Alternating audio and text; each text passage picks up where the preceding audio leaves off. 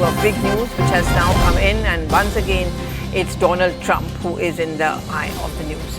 The American president has urged the NATO allies to adopt sweeping measures to pressurize Moscow, including imposing 50 to 100% of tariffs on China until the Russia-Ukraine war is over.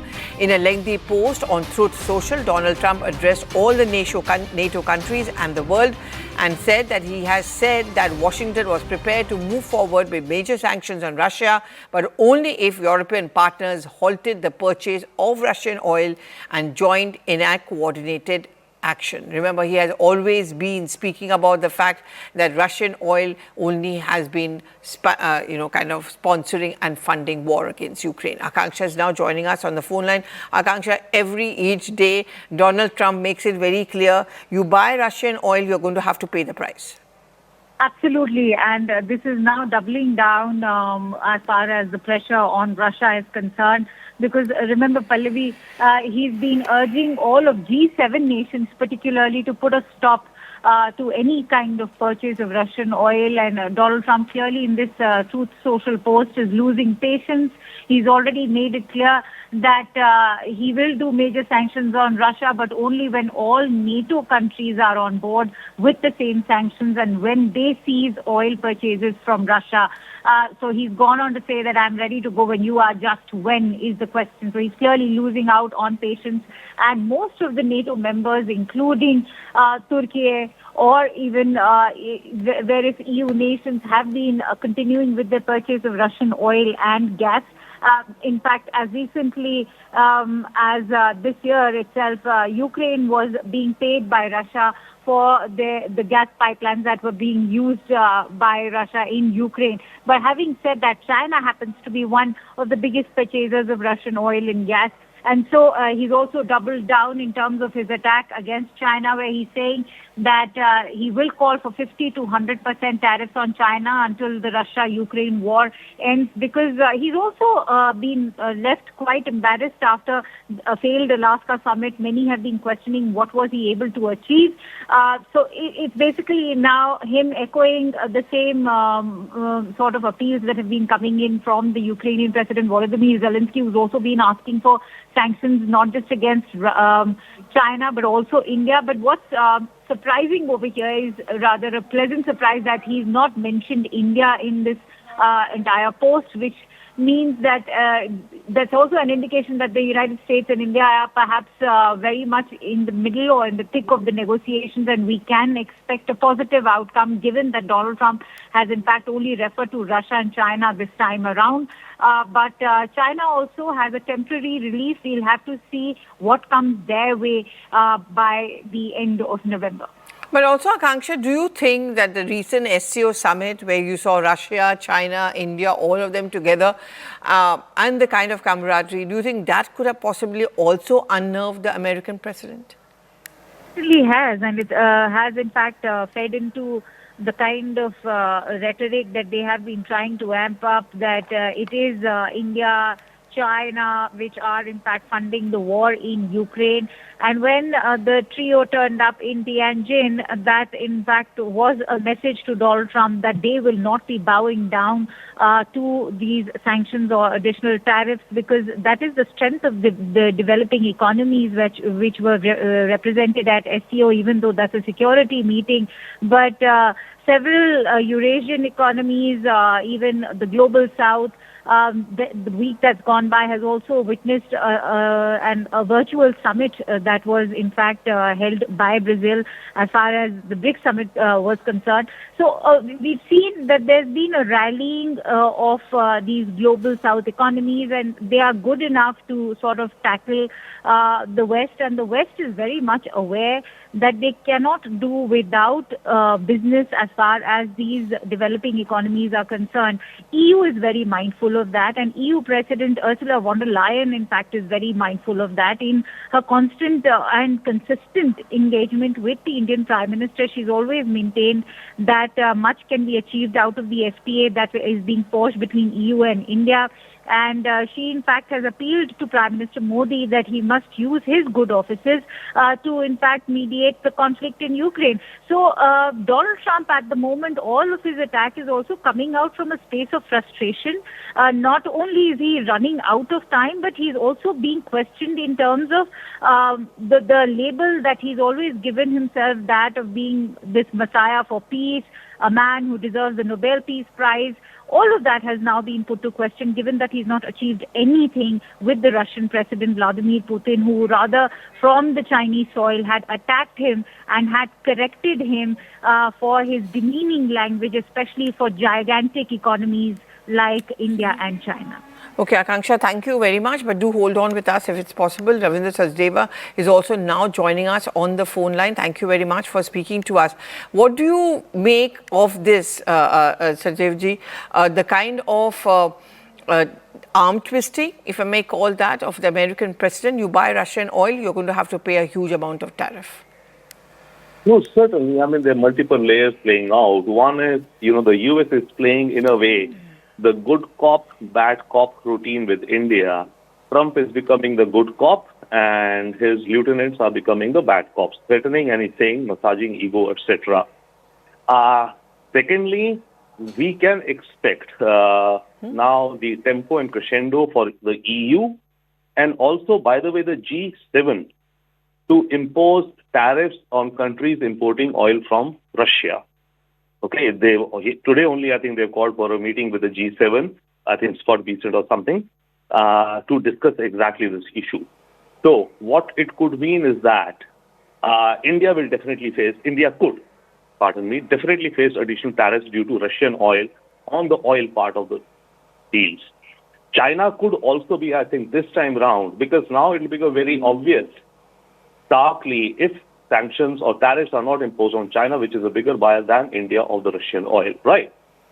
So there is a probability, I would think, that if this time the EU gets pressured in and does decide to take action and says, okay, we are imposing 50% tariffs on all who import, India, for them, it seems to be a soft target, right? But China, will they do it? And EU wants its own relations with China. So that's all there. Plus then also the G7. A virtual meet of the finance ministers to discuss this exact issue. So in the overall, I think the issue with tariffs due to Russian oil will heat up. That is now separate than the issue on the trade deal with the US of India being discussed, which is the 25% tariffs. So what it seems also is that the US has decided, I think, to decouple the trade matters and the Russian oil matters. Okay, I do hold on, because I'm just going to go across to former diplomat, Mr. KB Fabian, as well. Thank you so much for joining us. The recent SCO summit, where possibly the camaraderie between Russia, China, India, would you say that has also unnerved Donald Trump, and also the duplicity, because they are objecting to us buying Russian oil or anyone buying Russian oil, but America also happens to be one of the biggest purchaser of, say, Russian energy, gas? Well, I think we have to understand one or two things. Even when Trump just the other day said nice things about Prime Minister Modi, I had taken the position that we have to take it with a pinch of salt. Second point is that, Trump talks about secondary sanctions.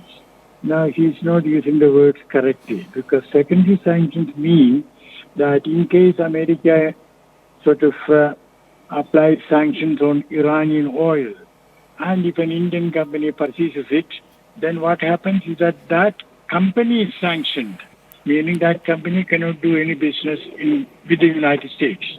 And in the real world, it cannot do business even with another company in Italy, because nobody wants to touch a company which is sanctioned by the United States. But in the present case, he is not punishing the oil importing company. He is punishing the exporter of seafood, textiles, and German jewelry. So there is a certain, Trump is using the words incorrectly. But that apart, now we are told that he is asking the G7. I don't expect the G7 to agree to it. I cannot think of UK agreeing to it, France agreeing to it, Canada agreeing to it, and even Germany. it's only the NATO Secretary General who had been talking so much about, imposing tariffs on India, but I don't think he has got real political support. So I don't think we should worry much about it. We shouldn't worry too much about it. Okay, Mr. Sachdev, where do you think it's going to go on from here now? I mean, you cannot arm twist, say, a country like China, and Russia is, of course, going to start calling the bluff and is also, in a sense, giving a thumbs down to America. What do you foresee is going to be happening next? I mean, in the big picture of things, I do think that America will get even more aggressive. Okay. Notwithstanding the setbacks they may be facing, but America and Trump, that is, will persist in his aggressive, worldview. And they will try to, figure out one way or the other way. Tariffs are not working. Some other reason may come up, BRICS and the talk of dollars on BRICS and all. America is essentially looking to contain the rise of China on the one hand, but I think more than that now, America is looking to pre-establish its global hegemony and dominance for this, next whatever century, as per what Trump feels will be the best way forward for America. That's what Trump feels. So he is going to absolutely, I think, dig down and keep on going. He may move back a bit, come back a bit, all of that. He'll spar like in a boxing match. He loves sparring. He loves, negotiating hard and, going off tangent, etc. That's his typical business style also he grew up into that business style in the New York of 1980s when they were dealing with unions, mafias, flamboyants, girls, social parties, scandals, everything, right? He fought through it. So he will, I think, keep on at it. But at the same time, what this will mean is that the quote-unquote rest of the world is learning lessons. We are learning huge lessons, I think, without doubt.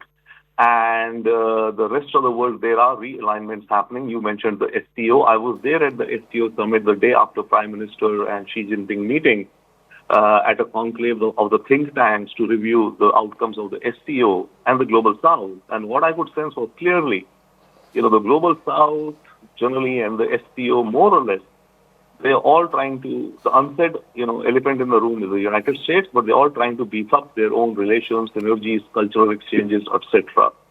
So that will grow, I think, and it will be a nuanced foreign policy we will have to pursue, of course, with Russia, with China, not blindly. I mean, with China, it's got to be inch by inch on various things. Let's see. Let's probe if China is willing.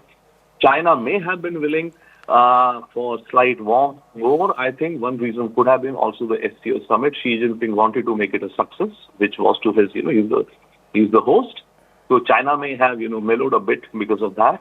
But let's see if the mellowing of China and coming to the discussion table and lowering firstly but Mr. Fabian, where does this leave India? Because, that kind of pressure he has, of course, imposed an additional 25% tariff on us because of us buying Russian oil. And we've always made it very clear that we are going to do what is best for the country. What do you think about India in this context, especially since Donald Trump of late seems to be mellowing down?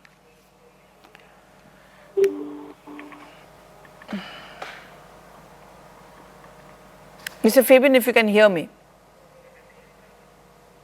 Okay, Mr. Sachdev, the same question which I was asking just now is that, as far as the Russian oil is concerned, India has made it very clear that we will do what is best for our country.